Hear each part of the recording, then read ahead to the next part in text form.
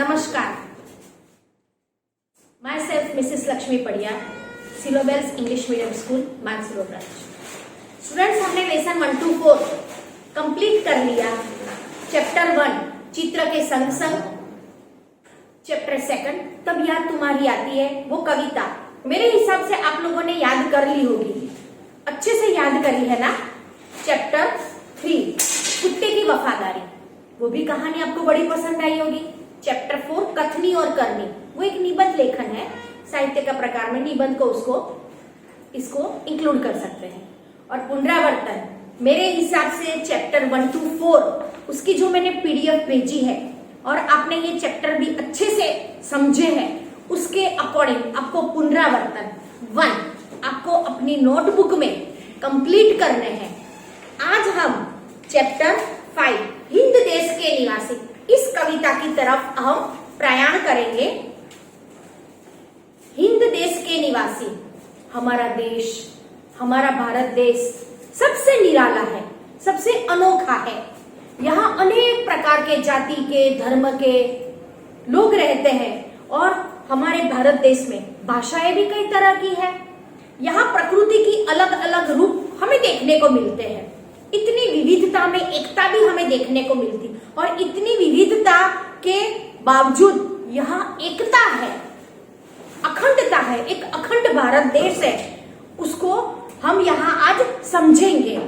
यहाँ सब लोग हिल मिलकर कैसे रहते हैं उसकी बात करेंगे। सारे लोग, हिंदू, मुस्लिम, सिख, ईसाई, सब लोग मिलजुल के रहते हैं। वसुदेव कुटुंबकम की भावना से हमारा भारत देश आज पूरी दुनिया में, पूरे वर्ल्ड में प्रख्यात है। इस कविता में हमारे देश की यही निरालापन हमें यहाँ देखने को मिलता है। इस कविता में हमें बताया गया है।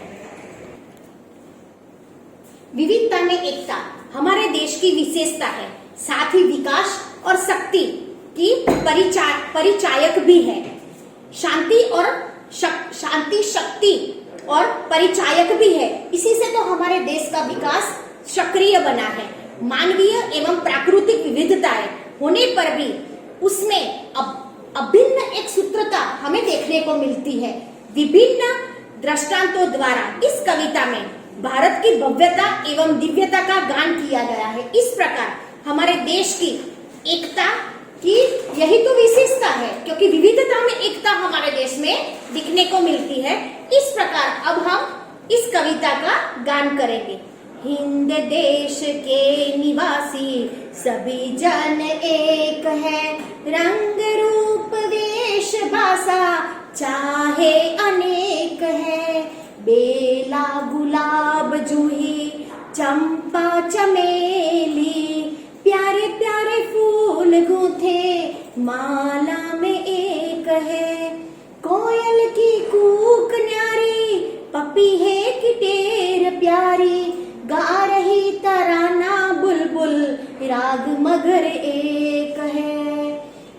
गंगा यमुना ब्रह्मपुत्र कृष्णा कावेरी, जाके मिल गई सागर में हुई सब एक है। धर्म है अनेक जिनका सार वही है, पंथ है निराले सबकी मंजिलें तो एक है।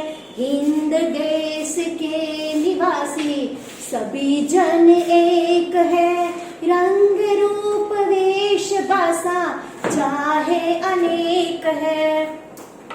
स्टूडेंट्स, इस प्रकार हमने इस कविता का गान किया है। अब हम इसका जो ये पंक्ति है उसे समझेंगे। हिंद देश के निवासी सभी जन एक है, रंग रूप वेश भाषा चाहे अनेक है। भारत देश में रहने वाले सभी लोग एक है। उनके रंग, रूप, पहनावा और भाषा भले अलग अलग है, लेकिन सब एक है। बेला गुलाब जूही चंपा चमेली, प्यारे प्यारे फूल गूंथे माला में एक है। बेला यानी मोगरा, गुलाब, जूही, चंपा, चमेली, फूल अलग अलग प्रकार के फूल हमें देखने को मिलते हैं, परंतु ये प्यारे प्यारे फूल जब माला में गूंथ जाते हैं तो एक बन जाते हैं। उसी तरह अलग अलग होकर भी सारे भारतवासी एक है। कोयल की कूक न्यारी, पपी है कि टेर प्यारी, गा रही तराना बुलबुल, राग मगर एक है। कोयल की बोली सबसे निराली है, कोयल की आवाज कितनी सुंदर प्यारी है।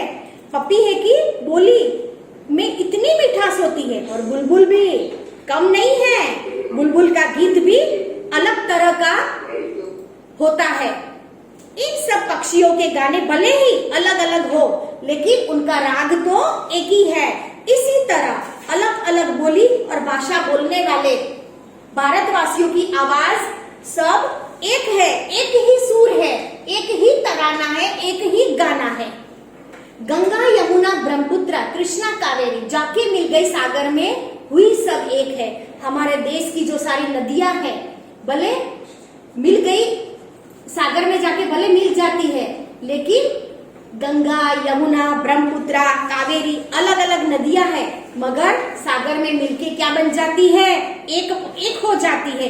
इसी तरह देश प्रेम सभी भारतवासियों के एक ही बना देते हैं। जैसे गंगा यमुना ब्रह्मपुत्र सब नदियां अलग अलग जगह से, अलग अलग स्थान से, भले उनके जन्म स्थल अलग अलग है, जहां से भी निकलती है आके मिल जाती है सागर में, और सारी नदियां एक बन जाती है।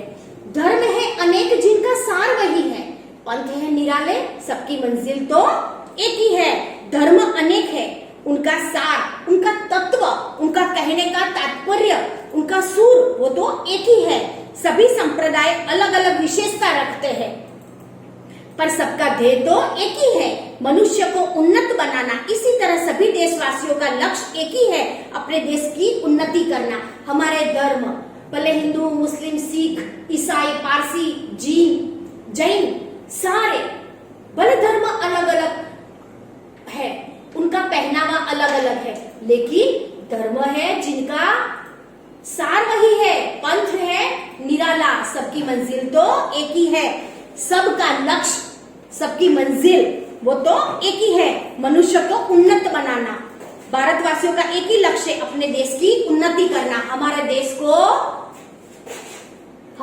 को मंजिल यानी उत्तरोत्तर प्रगति करके दुनिया में सबसे ऊंचाई पर ले जाना।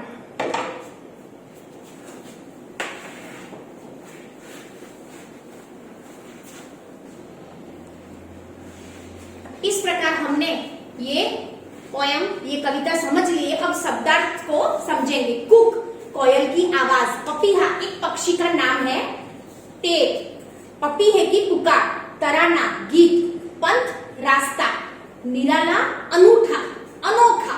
एक और सिनोनिम्स, एक और पर्याय दे सकते हैं निराला अनूठा। मंजिल ध्येय लक्ष्य।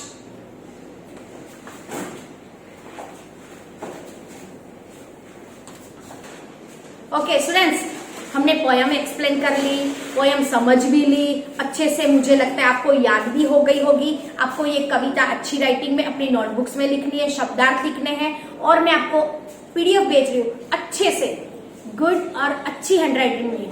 आपको नीट एंड क्लीन हैंडराइटिंग के अंदर ऊपर वाली लाइन को टच करके लिखना है। हाँ बेटा, ठीक है, सुंदर हैंडराइटिंग में आपको ये पीडीएफ जो मैं भेज रही हूँ बैक एक्सरसाइज, वो आपको लिखने हैं। Okay, bye bye.